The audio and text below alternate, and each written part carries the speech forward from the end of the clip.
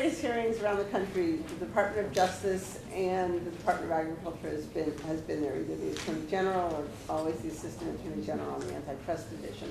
And at different hearings, at all of the previous four, there's also been some strong audience, and on some of the panels, really strong presence from the United Fruit and Commercial Workers, which has been really great. They've been come out in force, some of whom are in situations where they're working for plants that are in fact unionized, and so there's issues of them speaking out and have raised a lot of issues. One of the issues though that's come out over and over again, and similar to what Joel is referring to, is people have been trying to shift the blame and say, well, it's not what we're doing between the farmer and the processor, it's all what's happening at retail.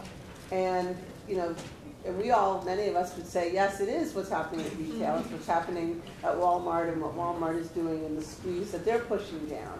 But they're trying to sort of shift who's responsible. And so to the administration's credit, and also to Senator Feingold and Representative Tammy Baldwin from Wisconsin, they've gotten a full commitment that the Federal Trade Commission, which is who regulates the retail industry, is also going to be present at this final hearing. And that's something that originally there was hopes of having the Federal Trade Commission do a more comprehensive, serious research around retail and really get into it in a much deeper way. It's not clear how deep it's going to be, but they will be there as the Federal Trade Commission and the panelists. And that's very important, because the first time I think that the government has cut across these different agencies to kind of look at this issue. But it's also so that's an important sort of angle on it.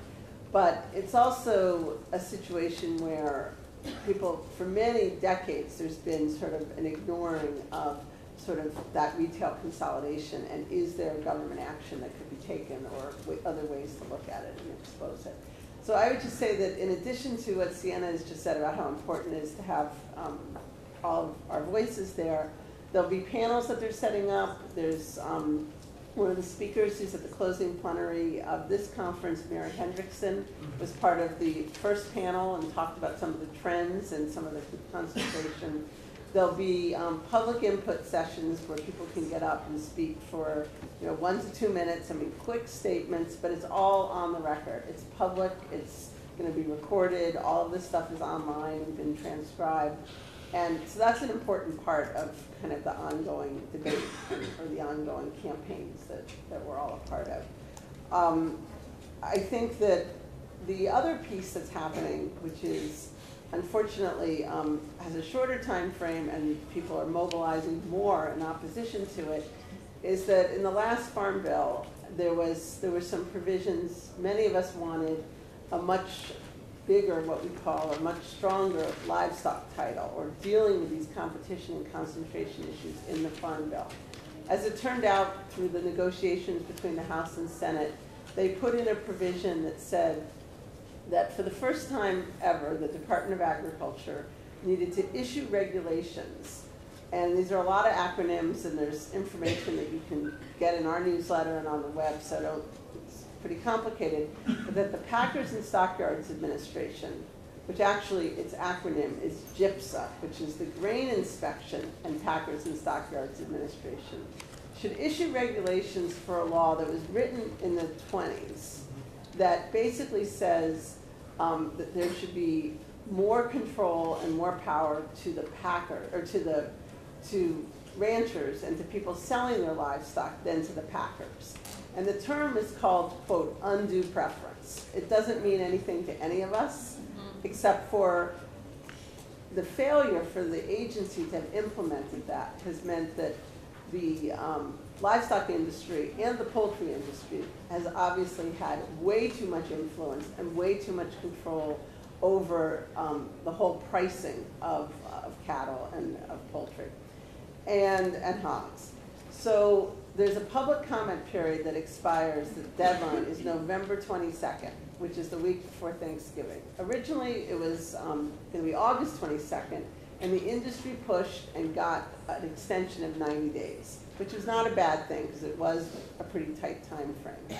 But now what they're trying to do is they're trying to get Congress potentially to take action, or at least members of Congress to raise serious objections to the Department of Agriculture and say you've way exceeded what you should have done to implement the Farm Bill.